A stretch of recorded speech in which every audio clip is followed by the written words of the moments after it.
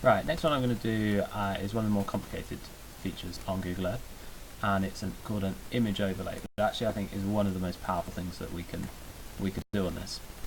So I've got my map of Cambridge, and for the moment, I'm just going to turn off things I've done so far, so I can see Cambridge slightly more easily. And I want to add an old map over the top of the current GIS of Cambridge. So here's one I found earlier. I found a free map of Cambridge. Map date is... where's there a map date somewhere? He says, looking around... no idea. I don't know how old this one is. You can work that out yourself. Nope, who knows. Oh, there we go, down the bottom. 1912.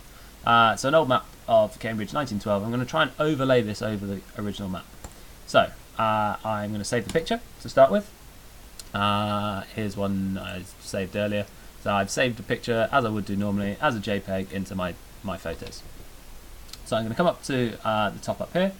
I'm going to make sure I'm facing due north. I can double click the north button at the top, will always take me around, so that if I swing myself round off north at any point, and here's an odd view of Cambridge, if I double click the north button, it'll always ping me back round.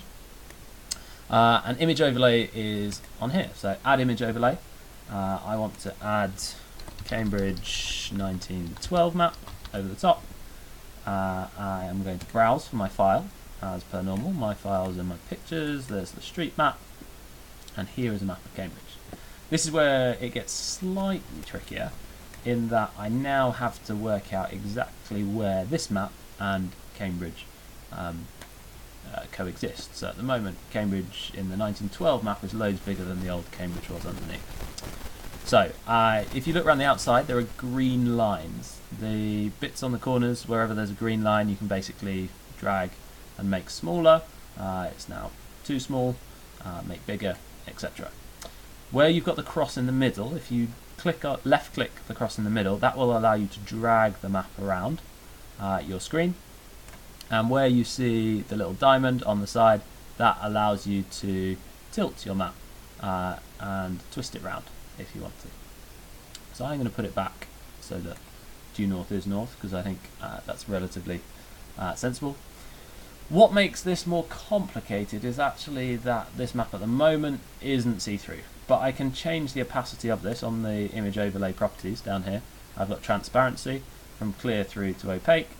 At the moment it's fully opaque, but I can change it and make it more clear or more opaque as and when I need to sort this out. So I'm going to try and do this and try and match this up. This might take a little while, but I'm going to bring the opacity back down, and I'm going to try and start to look at where I might be able to lay things. So I'm going to pick out features that I know on the map and try and get those the same. So here's Parker's Piece on the 1912 map. If I change the clarity of it down on here, obviously here's Parker's Piece down in Cambridge. I can tell straight away that my map view on here is the scale on this is much larger, so I need to make this much smaller to start with. And let's try and get this down to a sensible size. So if I pick out common features, I can see the river coming around here with the meadows. Here's the river around on there. I probably want to try and get it roughly the same size if I can make a guess or so at the moment.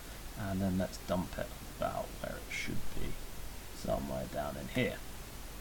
So some features will stay the same, others will obviously change.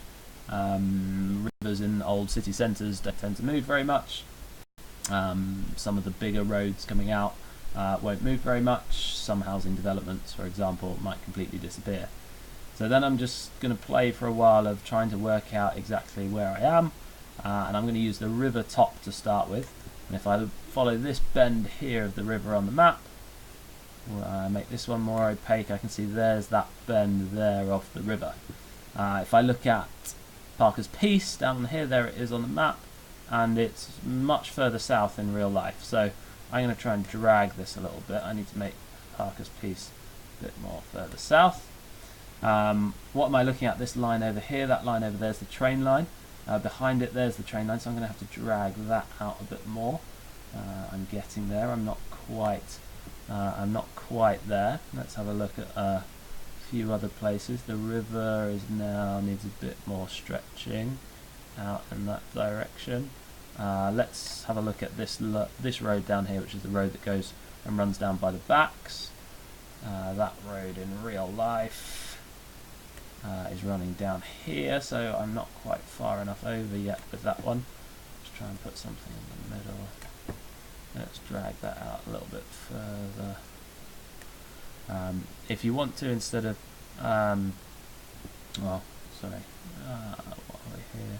We're getting close. There's the map. That's not bad. If I have a look down the bottom, where's Hills Road? Here's Hills Road. There's Trumpington Road. There's the edge of Trumpington Road. There's the edge of Hills Road. Maybe I'm a tiny bit off. I need to be left a little bit. There's what's that road? That's a little bit out. Perhaps I still need to stretch a little bit more. Top bit needs to come up a little bit more. And I'm getting pretty close to being right. Anyway, I can play around with that and eventually get that in exactly the right place. I won't spend any longer doing it on here. Same thing, I can describe on here, change the opacity, probably leave it as fully opaque when I'm finished with it, and then click OK. Pings up here. When I want to, I can zoom in, have a look at the old map, and here's the centre of Cambridge, here's Regent Street, Parker's Piece, etc. And then click this off and have a look. Here's the centre of Cambridge, here's Regent Street, Parker's Piece, etc. And do some comparison between the old map that I've geolocated myself as a nice skill and the new one.